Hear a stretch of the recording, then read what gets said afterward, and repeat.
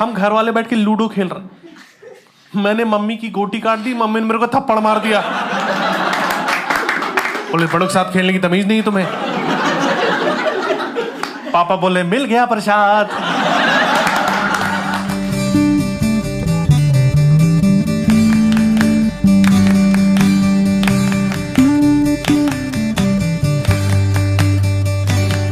दोस्तों मैं तुम लोगों को एक सलाह देना चाहूंगा कि जिंदगी में कभी भी घमंड मत करना, बढ़िया चीज नहीं है।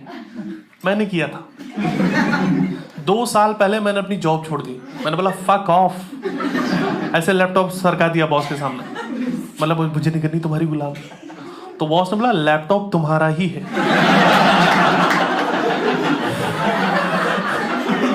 तो बोला आर यू श्योर तुम जॉब छोड़ना चाहते हो?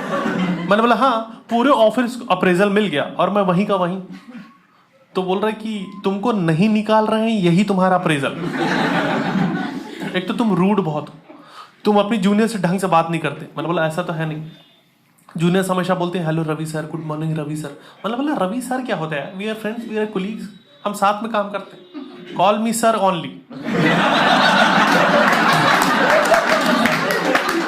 तो बॉस ने बोला भाग, फक ऑफ। उसके बाद मैं बेरोजगार हो गया। फिर मैं अपना पैशन फॉलो करने लग गया। मैं स्टैंड अप कर रहा था, शोज चल रहे थे, लाइफ बढ़िया चल रही थी, इंडिया घूम रहा था। फिर पैंडेमिक आ गया।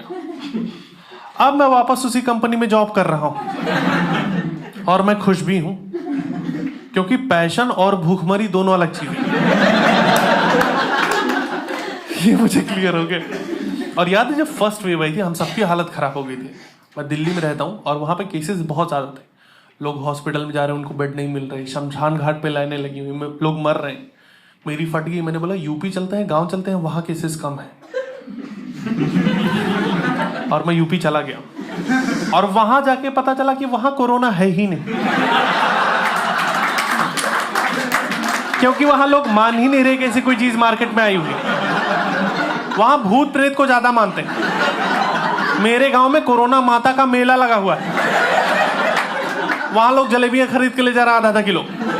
वहां कोई मास्क नहीं लगा रहा। वहां तुम मास्क लगा लो, तुमको गिल्ट फील में कुछ गलत तो नहीं कर रहा।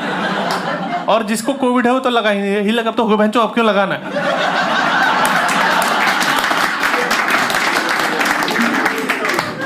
मैं मास्क लगा के घूम रहा था। एक बंदा बोला ज्यादा शो ऑफ मत करो। मैं दुकान पे चला गया, मैंने बोला ये मास्क दे दो। उसने बोला क्रिश 4 तो अभी आई ही नहीं, अभी कहां से मास्क दे दे। एक आदमी मास्क लगाए हुए दिखाई दिया, मैं उसके पास चला गया, बोला थैंक यू सो मच यार, आप काफी जिम्मेदारी वाला काम कर रहे हो। उसने गन निकाल ली, बोला पैसा निकालो। वहां मास्क सिर्फ डकैत लगा रहा है, बता। वहां डॉक्टर्स भूखों मर रहे हैं यार, कोई जा ही नहीं रहा उनके पास। मेरे पड़ोस में एक लड़का फॉरेन पढ़ाई करने गया था, यूके डॉक्टरी की, और वहीं सेटल होने वाला था। फिर उसने स्वदेश मूवी देख ली एंड लगे तो बंधन है जो कभी छूट नहीं सकता। मैं गांव जाऊंगा, वहां क्लिनिक खोलूंगा और गरीबों की सेवा करूंगा। उसने गांव में एक क्लिनिक खोल दिया, गरीबों ने चूतिया काट दिया उसको। कोई नहीं रहा, वो दिन भर मक्खियां मार रहा, बट उसको सेवा करनी है। तो डॉक्टर आदमी रात में तांत्रिक का काम करता है, वो लोगों का कोरोना उतार रहा है। वो नींबू पर डाल के दे रहा पैरासीटामोल कि चूसो भैंचो ठीक हो जाओ यार तुम बस। वो डोलो की भभूत बना के दे रहे लोगों को, किसको जीप पे मल लेना।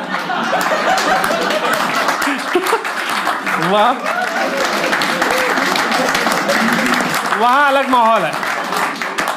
मैं अपनी तरफ से एफर्ट मार रहा हूं। मैं दुकानों में जगह 1 हैंड डिस्टेंस पे खड़ा हो जा रहा हूं, लोग पीछे से धक्का दे रहे कि काहे टाइम पास कर रहा है, जगह तो खाली है। वहां बेचारे वैक्सीन वाले अभी भी घूम रहे कि पोलियो की तो लगवा लो यार। कुछ लोग पढ़े लिखे हैं, जैसे एक अंकल मास्क लगा के घूम रहे थे, नाक पे मुंह खुला हुआ था उनका। मैंने बोला चाचा ये क्या बकचोदी? तो बोला बेटा देखो ऐसा कि 12 तक हमने साइंस पढ़ी हुई है और उसमें हमें बताया गया था कि मुंह से हम कार्बन डाइऑक्साइड निकालते और जहां से ऑक्सीजन लेते हैं वो छेद तो बंद है ना, भाग जाए यहां से। मैं घर चला गया, मैं बहस नहीं करता इनसे। मैंने घर पे बोला, मम्मी को बोला कि मम्मी ऐसा कि दिल्ली से आ रहा हूँ, 10 दिन के लिए क्वारंटीन रहूँ, क्योंकि केसेस बहुत ज़्यादा है वहाँ पे, थोड़ा संभाल के रहना है, हम लोग को डिस्टेंस बनाना है, खाना वाना आप ऐसे नीचे सरका के देना। मम्मी बोली ठीक है। 5 मिनट के अंदर मम्मी चाय लगे मेरी छाती पे रख दी कि पियो बेटा, कुछ नहीं होता। पापा समोसा ले खड़े हुए, खाओ ना बेटा खाओ ना। मैंने बोला समोसा इतनी जल्दी कैसे बना दिया? बोले बनाए कहाँ? तो दुकान से लेके आ रहे। भीड़ लगी थी, धक्का मुक्की से होके आ रहे। यही सब तो नहीं करना है यार। और मैं इसी बता रहा हूं कि देखो, हम लोग लाइफ में पढ़ाई लिखाई करके आगे बढ़ चुके हैं, अकेला हमको रहना अच्छा लगने लगा है, ठीक है। पर कोविड की वजह से हमको क्या करें, माँ बाप बोले कि बेटा आ जाओ। जब कुछ उखाड़ना था तब तो उखाड़ नहीं पाए, अब लॉकडाउन में क्या ही उखाड़ लोगे। तो उनकी बातों में सच्चाई लगी मुझे। जिन लोगों के तो कुछ दिन पहले शादी हो गई, वो तो लॉकडाउन मना रहे हैं, पर हमारे जैसे लोग फंसे हुए हैं। और मैं बता रहा हूं, काफी दिन बाद जब तुम माँ बाप के साथ रहना शुरू करते हो, तो कुछ कंसेप्ट तुम्हें क्लियर होते हैं, तुम्हें उनके बारे में और उन्हें तुम्हारे बारे में कुछ चीजें पता चलने लगती हैं कि इतने भी बढ़िया लोग नहीं हैं।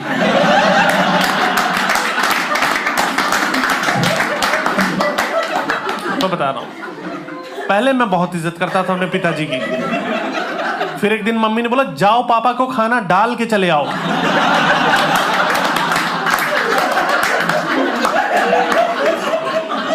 ये हालत है इनकी। बहुत इज्जत करता था मैं उनकी। वो हमेशा मुझसे बोलते थे कि मुंबई गया था मैं, 5 रुपए का नोट लेके और लाखों की प्रॉपर्टी खड़ी कर दी। मैंने बोला ओहो। पीछे से मम्मी चिल्ला रही है, और जो मेरे बाप से कर्जा लिया था तुमने, वो तो अभी तक नहीं मिले। ये हालत है इनकी। 2 बार के बाद इनको चाय नहीं दे रही यार मम्मी। पापा चाय भी ऐसे ही मांगते कि दूध तो नहीं होगा ना घर पे। चलो ठीक है, फिर मैं न्यूज देख लेता हूं। और ये न्यूज देख रहे हैं, ये दिन भर न्यूज देख रहे हैं। न्यूज वाले उतनी न्यूज नहीं बना पा रहे हैं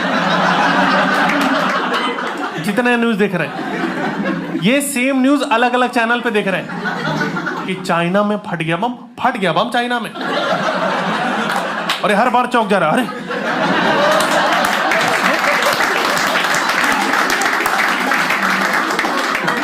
पापा इतना न्यूज देख लिया, उनको लगता है इंडिया ने कर लिया है चाइना पे कब्जा। एक दिन मुझसे बोल रहे थे, हम इनको अपने देश में मोमोज क्यों बेचने दे रहे हैं?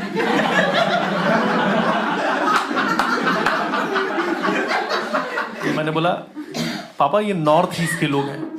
बोले जो भी हैं अपने देश जाए ना। आप तो पढ़े लिखे हो ना यार, कैसी बातें कर रहे हो? और एक तो न्यूज देखना बंद करो यार, फालतू की चीजों। कोई इंडिया ने चाइना पे कब्जा नहीं किया हुआ है।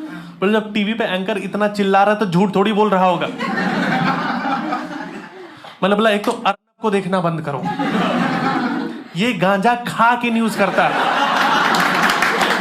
ये फूंक भी नहीं रहा, ये प्रॉपर पकौड़ियां तली जा रही और उसको खा के चला जा रहा है न्यूज करने। और वहां पर भी इसको कम पड़ जा रहा है तो वहीं चिल्लाने लग रहा है, मुझे ड्रग्स दो, मुझे ड्रग्स दो। देखो ये मेरा पर्सपेक्टिव था पापा को लेकर। अब पापा भी मुझे देख ही रहे ना, तो उनको भी लग रहा है कि इस नल्ले को प्रॉपर्टी देने वाला था मैं, तो बेकार है यार। 12 के बाद पहाड़ा नहीं आता इसको। अभी बाएं हाथ से लिखता है, 15 साल से कब्ज है इसको। कल दही के साथ मोमोज पेल गया था मेयोनीज समझ कर। दिन भर पड़ा रहता है, नाभि में से रुई निकालता रहता है। इसमें चौंकने वाली कोई बात नहीं, सबकी नाभि से रुई निकलता है। बस मेरा स्टार्टअप का प्लान, मैं उसका तकिया बनाऊं। मैं कपास की खेती करूंगा और शार्क टैंक में चला जाऊंगा मैं कि 0% इन्वेस्टमेंट 100% इक्विटी। ये तो सीखा इतने दिनों। बट देखो ऐसी बात नहीं कि मैंने इज्जत कमाई नहीं, बस इन लोगों ने देखी नहीं। जैसे कहा I am stand up comedian professional, ऐसे नहीं जो भी आए मुझे काम मिल रहा है। कल मैं गया था किटी पार्टी में परफॉर्म करने, तो 1200 रुपये उन्होंने ऐसे करके दिया। पर ऐसा नहीं कि मैंने लाइफ में कुछ, जैसे मैं मल्टीनेशनल कंपनी के लिए भी शोज करता हूँ, कॉर्पोरेट शोज भी करता हूँ। जैसे पिछले महीने एक बहुत बड़ा शो किया था मैंने, और उन लोगों ने मेरे लिए गाड़ी भेजी थी यार, BMW। और जैसे ही गाड़ी से नीचे उतरा, उस कंपनी के CEOs जैसे मेरे को मोटी मोटी मालाएं पहनाने लग गए। तो एक बार तो मुझे लगा कि बलि अभी भी दे रहे हैं क्या इंडिया में? ये तो बैन हो गया था यार। फिर उन्होंने मुझे अंदर ले जाके एक पैनल में बिठा दिया जहां उनकी कंपनी के लोग थे, और वहां उनकी प्रेजेंटेशन चल रही थी। वो मुझे दिखा रहे कि देखिए मिस्टर रायजादा, हमने 13 ट्रिलियन का कारोबार जकार्ता में किया है, मतलब मेरा 13,000 रुपये फंसा हुआ है। फिर थोड़ी देर में मेरे बारे में मुझे प्रेजेंटेशन देने लग गए कि आपका नाम रवि गुप्ता है और आपका जन्म वाराणसी में हुआ है। आप देखिए, एक टाइम पे मुझे लगा मैं मर गया हूं क्या, ये मेरी जीवनी क्यों बता रहा है। आप बड़े ही हंसमुख स्वभाव के, तभी तो स्टैंड अप कर रहा हूं यार। और वो सब चीजें देख के मेरी आंखों से ऐसे आंसू निकलने ही लग गए कि काश मम्मी पापा यहाँ होते, तो उनको लगता उनका लौंडा कितनी तरक्की कर गया है। पर मम्मी पापा ने मुझे ऐसे ही देखा है कि मेरे को कुत्ता दौड़ा रहा है, मेरा पैर टट्टी पे पड़ गया है, मम्मी वही छत से ही चिल्ला रही, अंदर मत, चप्पल फेंक के मारूंगी। जो बाहर से नहा के आओ। बाहर से कैसे नहा के आऊं यार मैं? मम्मी को इन सब चीजों से कोई मतलब नहीं। मम्मी मेरी चलती हुई जूम कॉल पे स्क्रीन साफ करने लग जा रहे, मैं उनकी सफाई के बीच में आ गया था। इसको भी रगड़ ही देते हैं। मैंने मम्मी से बोला कि मम्मी मैं कुछ भी खा रहा हूँ ना, मेरे को स्मेल आ रहा है ना टेस्ट आ रहा है, टेस्ट का पता ही नहीं चल रहा मैं कुछ भी खा रहा हूँ। तो मम्मी बोल रही है मैं पागलों की तरह किचन में काम कर रही हूँ, इन नवाबजादे को टेस्ट नहीं आ रहा है, जाके अपने बाप से बोल दो रेस्टोरेंट खोल दे तुम्हारे लिए। मैंने बोला ईगो पे लेने वाली बात नहीं है, ठीक है। उनको शुरू समझा रहा हूँ कि कोरोना एक बीमारी आई जिसमें आप कुछ भी खाओगे कुछ भी पियोगे ना स्मेल आएगा ना टेस्ट आएगा। मैं बोली ऐसा है क्या, कुछ पता ही नहीं चल रहा? मैंने बोला हाँ। बोले इससे बढ़िया क्या है, ढेर सारा करेले का जूस पी लो।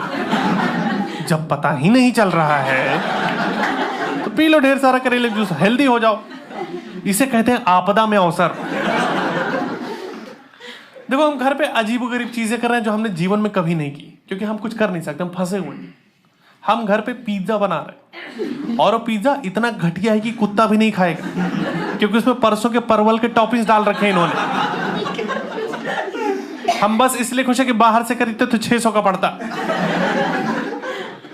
हम घर वाले बैठ के लूडो खेल रहे, मैंने मम्मी की गोटी काट दी, मम्मी ने मेरे को थप्पड़ मार दिया। बोले बड़ों के साथ खेलने की तमीज नहीं तुम्हें। पापा बोले मिल गया प्रसाद। बाहर पुलिस वाले पीट रहे, अंदर घर वाले। कहीं चले जाओगे यार तुम। मैं घर पे 18वीं बार अपनी दीदी की शादी की कैसेट देख रहा हूं, और जैसे ही विदाई आ रही मम्मी रोने लग रही, ये हमारी लड़की छोड़ के चली। हम कहे तुम्हारी लड़की छोड़ के नहीं गई, ये बगल बैठ के कड़ाही चाट रही है, ये अपने पति को पीट के आई, FIR कर रखा है ससुराल वालों ने, वापस नहीं लेके जा रहे। देखो थोड़ी ट्रेजेडी थी मेरे घर पे। जैसे मेरी बहन की जब शादी होने वाली थी तो उसका हाथ ऐसे दिखाया गया था पंडित जी को, तो पंडित जी ने बोला कि अरे ये तो मांगलिक है, जिससे इसकी शादी होगी वो मर जाएगा। तो दीदी थोड़ी खुश हुई थी, पर मम्मी को दामाद जिंदा चाहिए था। तो मम्मी बोले इसका सोल्यूशन बताओ। उन्होंने सोल्यूशन बताया कि इसकी शादी पेड़ से करवा दोगे ना, मजा ही आ जाएगा, सब सही हो जाएगा। अब देखो मुझे एक चीज समझ में आ रहा था कि ये गलत है, मैं छोटा था बट मुझे समझ में आ रहा है ये गलत है, अंधविश्वास है, ऐसा कुछ चीज नहीं होता।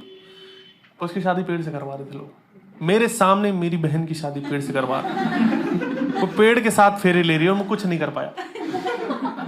अगले दिन आंधिया ही पेड़ ही उखड़ गया।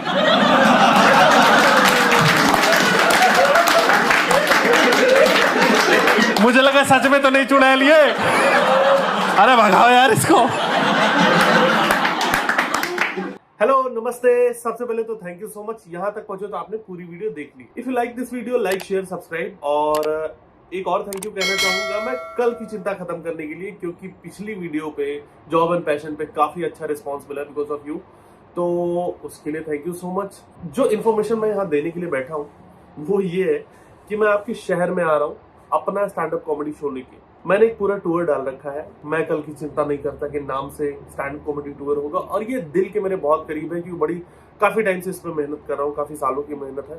टिकट्स के लिंक मैंने नीचे डिस्क्रिप्शन में डाल रखे हैं, आप नीचे क्लिक करोगे तो आपको आपका शहर का लिंक मिल जाएगा, वहां से टिकट बुक कर सकते हो। इन केस अगर आपको लगता है कि आपका शहर नहीं है तो आप मुझे इंस्टाग्राम पे डीएम कर देना, मैं वो बाद में लिस्ट कर दूंगा। अभी के लिए बस यही है कि यार शो में आओ, क्योंकि काफी अच्छा लगता है। लाइव शोज बहुत ज्यादा फनी होते हैं। यहाँ यूट्यूब पे जितना मजा है उससे ज्यादा मजा आएगा। अगर आपने स्टैंड अप कभी देखा भी नहीं तो भी आओ, आप देखने लग जाओगे। और बाकी कुछ नहीं यार, इंस्टाग्राम पे मुझे फॉलो कर लो, वो सबसे ज्यादा जरूरी है, क्योंकि वहीं पे सारी अपडेट्स मैं देता हूँ। शोज की कुछ भी क्वेरी है, कुछ भी प्रॉब्लम है, मतलब प्रॉब्लम लाइफ की नहीं है बट शो से रिलेटेड कोई भी बातचीत है तो वहां से बात कर सकते हैं। और कमेंट कर दो, ये सबसे ज्यादा जरूरी है। कमेंट करके मुझे बताओ वीडियो कैसा लगा, मेरे लिए काफी जरूरी है आपका फीडबैक। बाकी चिल करो, वीडियो एंजॉय करो। अगली वीडियो आ जाएगी कुछ दिन में, लेकिन उससे पहले शो पे आ जाओ आप लोग। Thank you so much. जैसे अम्मा छत पे कैरी सुखाती है, जितनी पुरानी हो उतनी सुहाती, इसका ना धर्म ना कोई भी जाती है, सांसें दिया धड़कन इसकी।